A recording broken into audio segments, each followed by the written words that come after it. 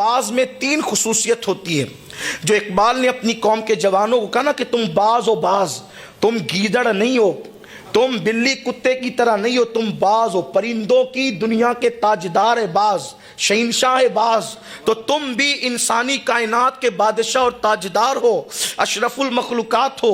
باز کی 3 خصوصیت ہے۔ پہلی خصوصیت کہ وہ نیچے اڑنا پسند نہیں کرتا، وہ بہت اونچا اڑتا ہے، بہت اوپر اڑتا ہے باز۔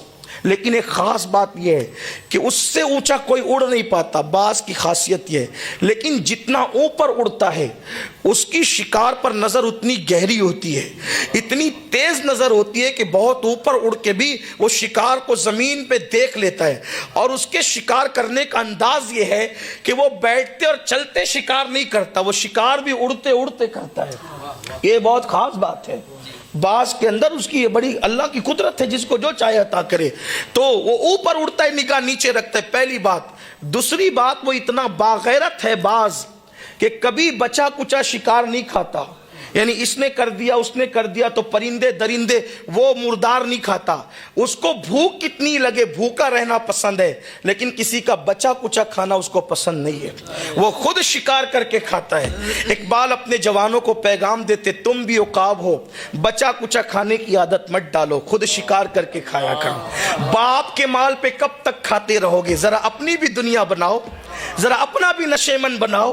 آج کل تو نوجوانوں کا حال یہ ہے کہ باپ مالدار ہے تو باپ کے مال پر آنکھیں لال کرتے ہیں، گیم میں مصروف ہیں، یوٹیوب پر مصروف ہیں، فیس بک پر مصروف ہیں، کرکٹ میں مصروف ہیں، اور کہتے ہیں کام کیوں نہیں کرتے؟ بولے اپنے معیار کا کوئی کام نہیں ملتا۔ آپ کا معیار کیا ہے؟ جب رسول اللہ امام الانبیاء شام کے بازار میں کھڑے ہو کر کے جناب خدیجہ کی چیزیں بیچ سکتے ہیں تو کیا تم بازاروں میں کھڑے ہو کر کے اپنی چیز نہیں بیچ سکتے؟ یاد رکھو، آپ کا معیار کچھ بھی ہو، مصطفیٰ جان رحمت کے قدموں میں سب ہے، کوئی مصطفیٰ جان رحمت کے برابر نہیں ہے۔ اور شرم حلال کاروبار میں نہیں ہے، شرم تو چوری کرنے میں ہے، شرم تو حرام کھانے میں ہے، شرم تو ڈاکہ ڈالنے میں ہے۔ میرے نبی نے فرمایا جو ذلت کی جگہ حلال روزی کے لیے کھڑے ہوتا ہے اللہ اس کو عزت سے مالا مال فرما دیتا ہے۔ اس لیے لوگ کہتے ہیں میرا باپ وہ تھا، آپ کا باپ جو بھی تھا آپ کیا وہ بتائیں۔ مردار مت کھاؤ، میرے ابا ولی تھے، میرے دادا، آپ کیا ہو؟ میرے ابا پیر تھے، آپ کیا ہو؟ میرے ابا مالدار تھے، آپ کیا ہو؟ میرا باپ بادشاہ تھا، اس سے کام نہیں چلتا، آپ کیا ہو یہ بتاؤ۔ ورنہ بنی اسرائیل کے تو باپ دادا سب کے سب نبی تھے، مگر وہ ذلیل ہوئے۔ باپ دادا کے نیک ہونے سے صرف کام نہیں چلتا، آپ کتنے نیک ہو وہ بتاؤ۔ باپ دادا کے ایکٹیو ہونے سے کام نہیں چلتا، آپ کتنے ایکٹیو ہو بتاؤ۔ آپ کے اندر کیا صلاحیت ہے وہ بتاؤ۔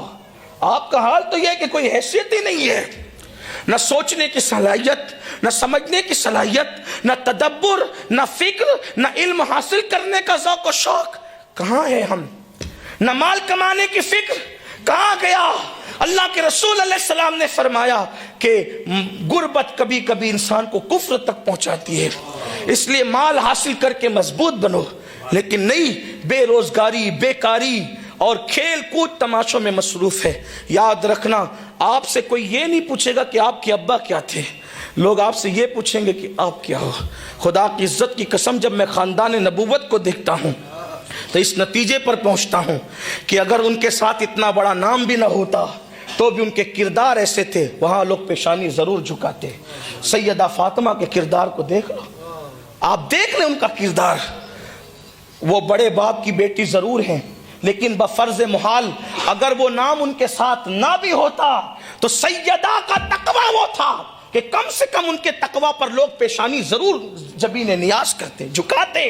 امام علی مقام کو دیکھیں، امام حسن مجتبیٰ کو دیکھیں، اسی طرح خاندان نبوت کو دیکھیں۔ امام جعفر صادق کا علم کتنا تھا کہ امام اعظم جیسا شخص وہاں جا کر کے خوشہ چینی کرتا نظر آتا ہے۔ تو آپ کو بڑا بننا پڑے گا۔ تو بات دور نہ نکلے، عرض کر رہا تھا کہ باز بچا کچا شکار نہیں کھاتا، اسی لیے بچے کچے پہ اکتفا کرنے کی عادت مت ڈالے۔ اقبال کہتے تم بھی باز ہو، وہ خود شکار کرتا ہے۔ تیسری بات جو خاص اس باز کی ہے وہ یہ ہے کہ وہ کبھی گھونسلہ نہیں بناتا، سردی ہو گرمی ہو بارش ہو بغیر گھونسلے کے زندگی گزارتا ہے، چٹانوں پر پہاڑوں پر صحراؤں میں جنگلوں میں۔ اسی لیے اقبال کہتے ہیں نہیں تیرا نشیون قصر سلطانی کے گنبد پر، تو شاہی ہے بسیرا کر پہاڑوں کی چٹانوں میں۔ اور عقابی روح جب بیدار ہوتی ہے جوانوں میں، نظر آتی ہے ان کو اپنی منزل آسمانوں میں۔ تو